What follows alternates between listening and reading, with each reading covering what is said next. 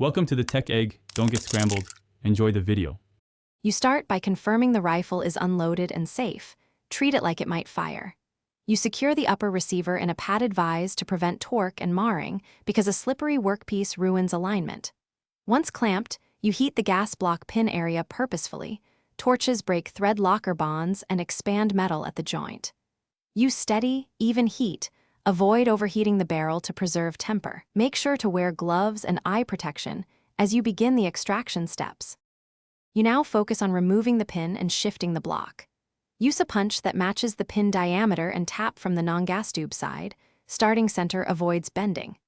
If the pin resists, reapply heat briefly, apply a few drops of penetrating oil, and use light percussion. Brass punches protect steel. Once the pin is out, you slide the block forward off the barrel while watching the gas tube. It may bind on residue or burrs. Clean mating surfaces and check for alignment marks before moving on. You finish by withdrawing the gas tube and fully removing the block, inspecting parts for scoring, galling, or peening that would prevent reinstallation. Clean carbon and old thread locker from the barrel and inside the block. A light polish or gentle reaming removes minor burrs.